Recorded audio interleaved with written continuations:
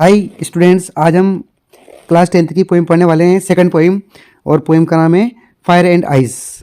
यहाँ पर कवि फायर को डिजायर के रूप में, सिंबल के रूप में काम में लेता है और आइस को हेट के रूप में काम में लेता है। हमारी पोइम लिखी गई है रॉबर्ट फ्रॉस्ट के द्वारा।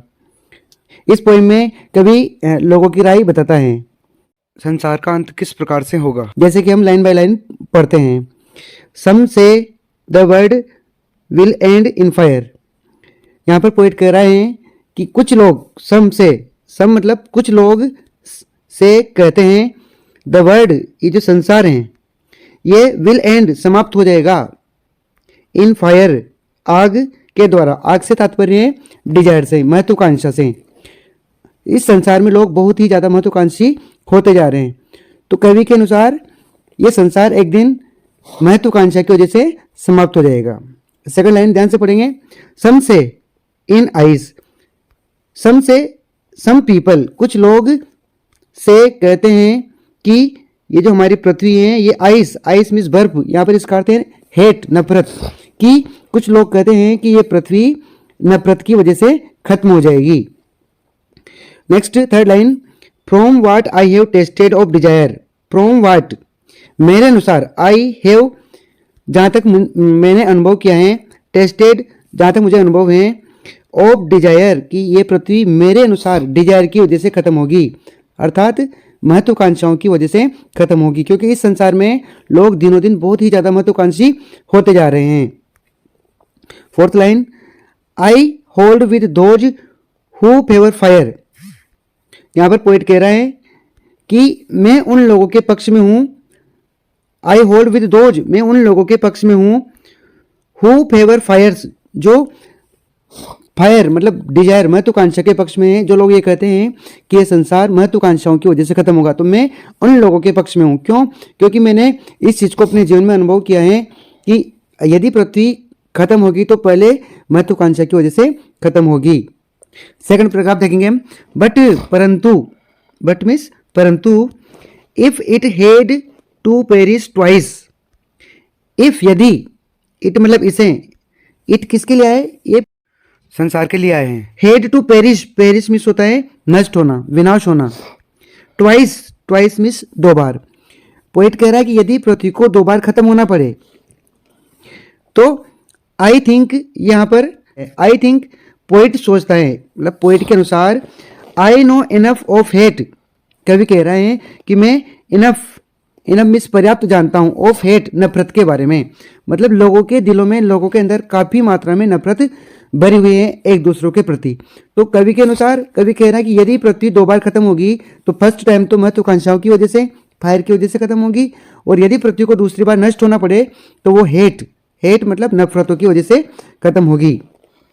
सेकंड स्टांजे की third line, to say that for destruction ice is also great, to say that for destruction, विनाश के लिए, संसार के विनाश के लिए। आइस मतलब बर्फ, नफरत। इज ऑल्सो ग्रेट, ये भी महान है अपने आप में, नफरत भी बहुत बड़ी है, इसकी वजह से भी डिस्ट्रक्शन, विनाश हो सकता है। किसका? इट, इसका, हमारे वर्ल्ड का, संसार का विनाश हो सकता है। एंड वुड सफिस, यहाँ पर सफिस का अर्थ है सफिशिएंट मतलब पर्याप्त।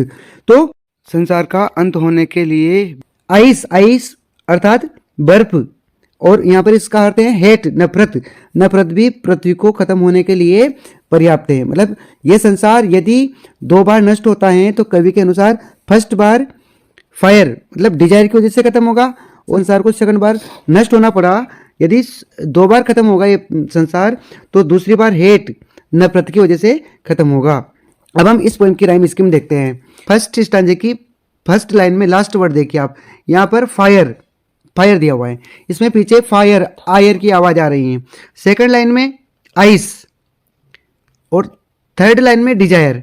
आप सुन पा रहे हैं, आप देख पा रहे हैं कि फायर और डिजायर, इन दोनों का जो साउंड है वो बिल्कुल सेम है। उसी प्रकार से सेकंड लाइन में आइस और आइस, ये ऊपर की लाइन से भिन्न है। तो फर्स्ट लाइन और थर्ड लाइन और फोर्थ लाइन, इनकी जो ध्वनि है बिल्कुल सेम है। तो फर्स्ट लाइन की राइम स्कीम होगी ए। सेकंड लाइन में आइस, ये फर्स्ट लाइन की के साउंड से मैच नहीं हो रहा है, इसलिए इसको हम देंगे बी। क्या देंगे दोस्तों? बी। और थर्ड लाइन में फिर वापस से डिजायर आ रहा है। आप देख पा रहे हो फायर और डिजायर दोनों की राइम स्कीम एक जैसी है, दोनों का राइमिंग साउंड सेम है। तो हम थर्ड लाइन में भी दे देंगे राइम स्कीम ए।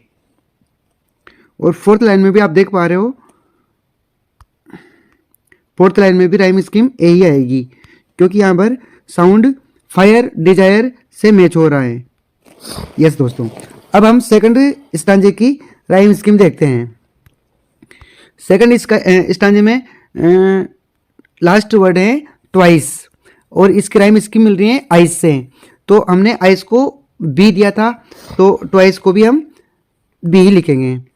यस, अब सेकंड स्टांजे की सेकंड लाइन हेट। अब आप सुन पा रहे हो, आप देख पा रहे हो कि हेट ऊपर में से किसी भी लाइन से मैच नहीं हो रहा है, तो इसकी राइम स्कीम होगी सी। और थर्ड लाइन में फिर से आइस आ रहा है। हमने देखा कि ऊपर आइस आया था सेकंड लाइन में फर्स्ट स्टांजे की, वहां पर हमने बी दिया था, तो हम इसमें भी बी देंगे। ग्रेट, फोर्थ लाइन में ग्रेट लिखा हुआ है। अब ग्रेट की राइम इसकी मिल रही है हेट से, और हेट में हमने क्या लिखा था? सी लिखा था, तो यहाँ भी हम सी लिखेंगे। और फोर्थ लाइन में सफिक्स दिया हुआ है, और इसकी राइम इसकी मिल रही है आइस से, तो यहाँ राइम स्कीम हो जाएगी हमारी बी। तो ये हमारी राइम स्कीम होगी है। फर्स्ट स्टांजे की राइम स्कीम है ए बी ए, और सेकंड स्टांजे की राइम स्कीम है बी सी बी। तो दोस्तों आपने देखा है ये पोइम बहुत ही अच्छी पोइम है,